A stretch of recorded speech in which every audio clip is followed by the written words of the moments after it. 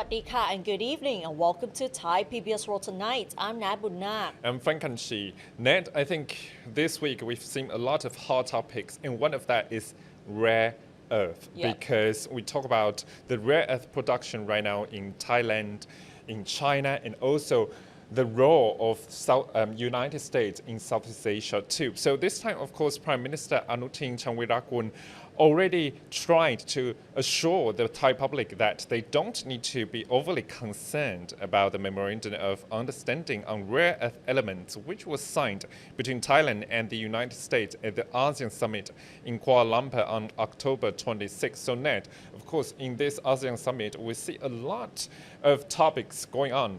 The joint statement between Thailand and Cambodia, and this time is rare earth element. We saw a lot of deals going on, whether it's the deal related to the Thai-Cambodia border tensions, the trade deals, and now rare earth materials.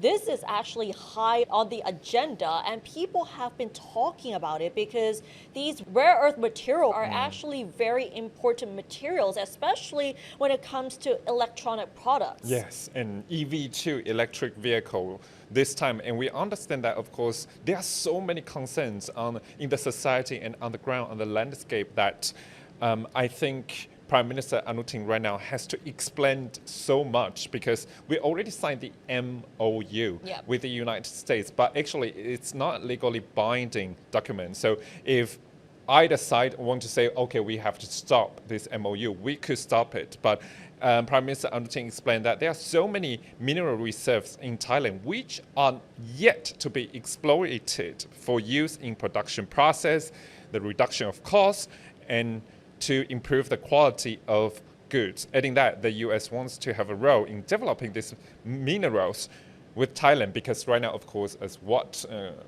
Prime Minister Anutin say, that we don't have a lot of development skills, we don't have know-how now, so maybe the United States can help us to develop that. And as what I said, MoU is not a legally binding document. We can say stop when we want for Thailand's interest and benefits. So there are so many clauses in the MoU, strengthen cooperation between Thailand and the United States on critical mineral supply chain development, promote trade and investment in critical mineral resource exploration, promote recycling, encourage investment that support domestic value, support the transition to open, efficient, secure, and transparent critical minerals. And promoting trade and investment in critical mineral resource exploration, extraction, processing, and refining. This is actually really important. And this has been discussed between Thailand and the US. But what is far more important here is strengthening the cooperation between Thailand and the US on these rare earth elements. And you know, what the MoU would take Thailand to the step is pretty critical, as what you said.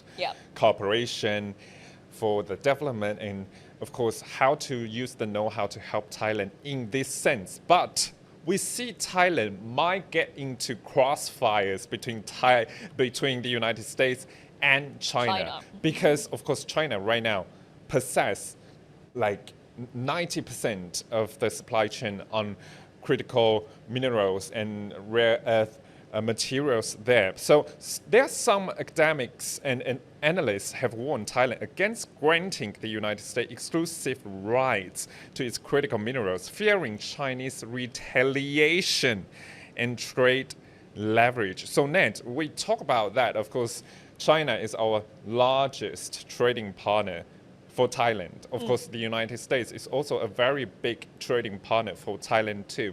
How to maintain the balance and distance between two superpowers is very important for Thailand. I think it has always been an issue for Thailand to counterbalance between the US and China, and also for the ASEAN region as well, because when we see the two global superpowers between the US and China, these two countries have been engaging in trade war for so many years. despite how many changes that we have seen in the US government, Yeah. but the trade war is still there. So how would Thailand and the ASEAN region position itself? And especially with trade and investment. And now on rare earth elements, this is going to be a tough one. Yeah, and this is a very important step for Prime Minister Anutin Chanvirakul to take this step forward to sign the MoU with the United States this time, because according to analysts here, this action of signing MoU has heightened U.S. awareness of the need to find new secure sources of critical minerals, particularly given that, as what I said, China currently controls an estimated below 90% of the world's rare earth reserves. So, of course, who gets lots of power in rare earth has the right to speak on the negotiation table there. So. Yep. Of course, global superpowers, as what you said, we see so many conflicts, no matter in regional war, trade, right now rare earth, everyone on the landscape wants to get the power to control rare earth at this moment, because we see EV, electric vehicle, as what you said, electronic products there. Chips need rare earth materials there.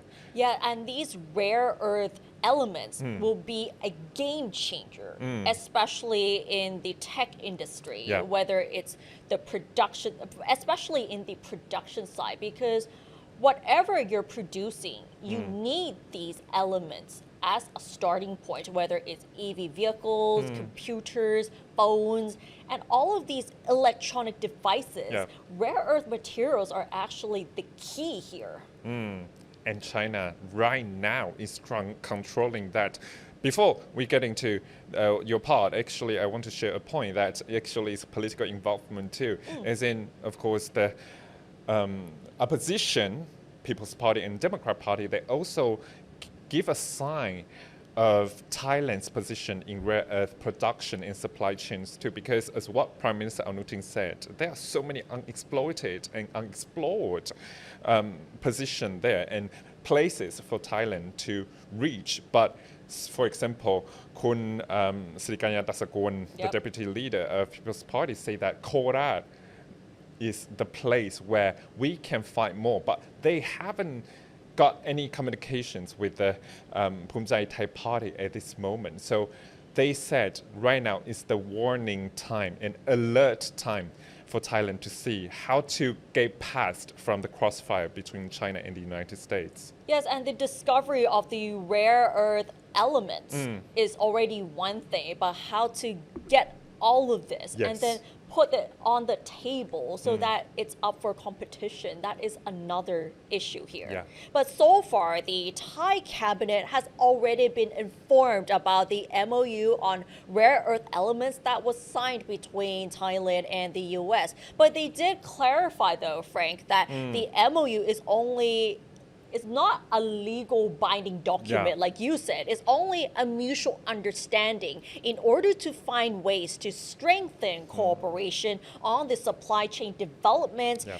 as well as trade and investment. And what is much more important is the safe and transparent use of those elements. And as for the scope of the cooperation, they say the MoU aims to exchange information and technical expertise to increase Thailand's competitiveness, emphasizing good regulatory practices and ensure market protection between both countries through fair trade practices. So Yes. this part is up for debate at the moment, because many people have felt that Thailand might be put as a disadvantage when it comes to trade and investment in these materials. So this is the difficult part in a way that, as what you said, of course, MoU is not a legally binding document. We can say no whenever we feel unsafe for Thailand. But this is the critical part, as in sometimes we have to see how the ball is rolling. Yeah.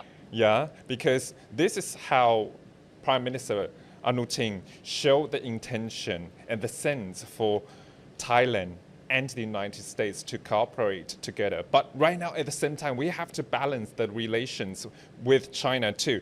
Don't forget, this year is very important for Thailand, the 50th year of 50th anniversary of yeah. diplomatic relations between Thailand and China. And now it's a critical point, as what you reported yesterday.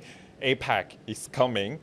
Chinese President Xi Jinping and the President Donald Trump from the United States will meet there. They will definitely talk about rare earth and some sensitive topics, and especially U.S. position in ASEAN and in Asia Pacific, rather, the strategy here. Yep, we might be able to say that in the past, we may think that semiconductors would be the game changer in the tech industry and also the economy. Now it's rare earth elements. So we'll have to wait and see how this will actually unfold. Yeah, and I think right now it's like a treasure right now. Yes, and I think right now Prime Minister Anutin is the risk taker to go on the U.S. side, I would say. But what about with China? We will see that how China responds very soon.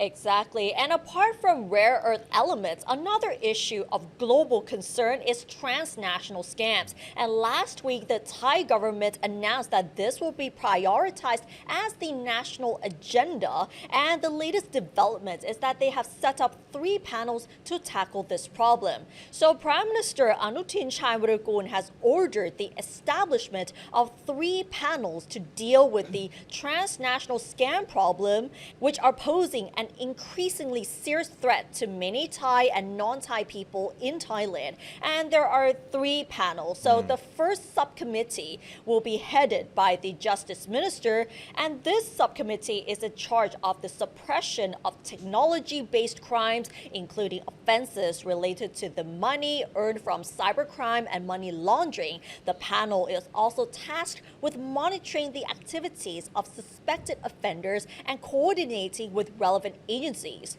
The second panel will be led by the Minister of Digital Economy and Society and is authorized to issue preventive measures against technology crimes. And the third panel will be led by the Deputy Police Inspector General, who will be in charge of public relations, production, and dissemination of media content aimed at educating people about the various forms of scam, the creation and training of a people's network, and accepting complaints from scam victims.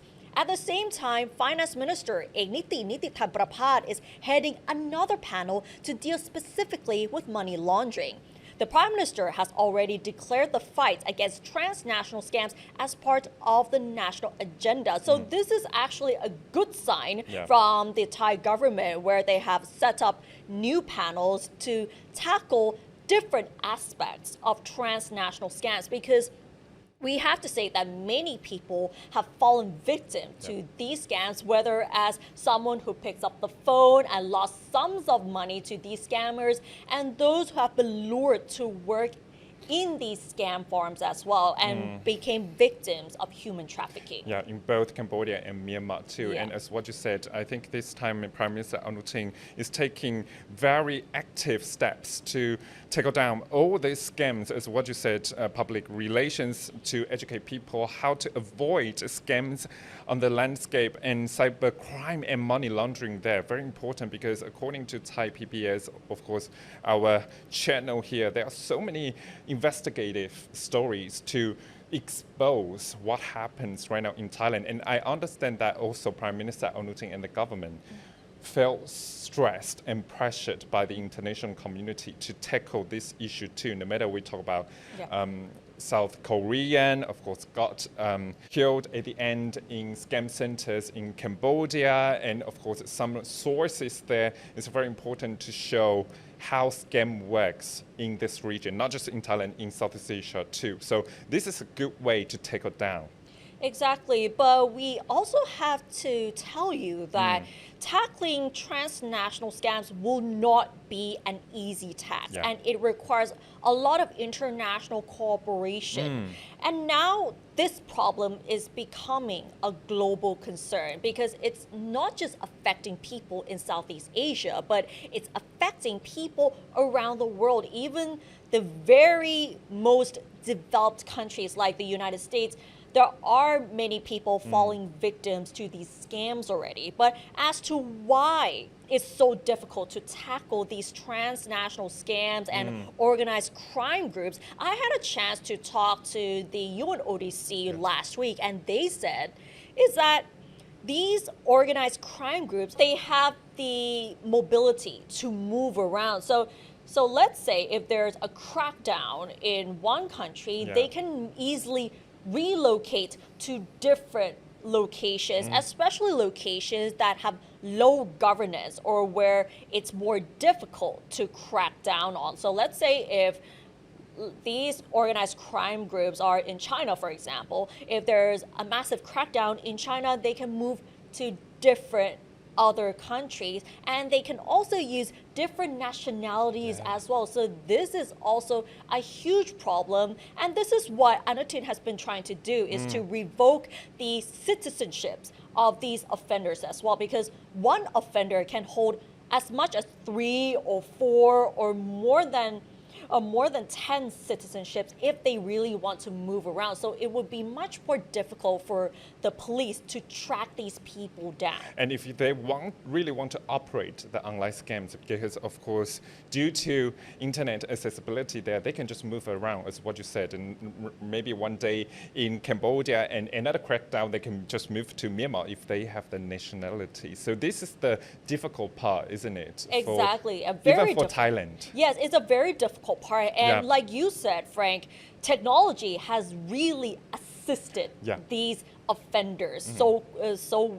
well. And like with the use of cryptocurrencies, having mule bank accounts as well. So it's a lot easier for these offenders to just move that sum of money around. So it's a lot easier for them to get away from being arrested or being sent back to their countries. But at least right now we already see the pragmatic steps from the government to tackle down, as what you said there, public communications, cybercrime and money laundering, to tackle down. And of course, just a few weeks ago, we see that and we report that about Bank of Thailand's measures to tell all the private banks to stop the sources, suspicious sources in different accounts for mule accounts to, of course, we see some spark criticism against Bank of Thailand measures, but at least right now we see measures.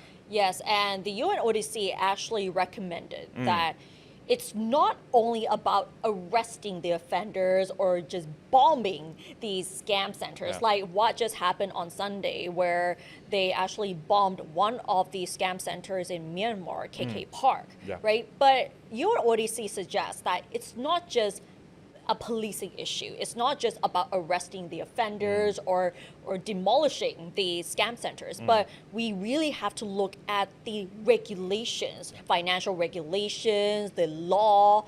There are many other things that needs to be fixed in order to tackle transnational scams.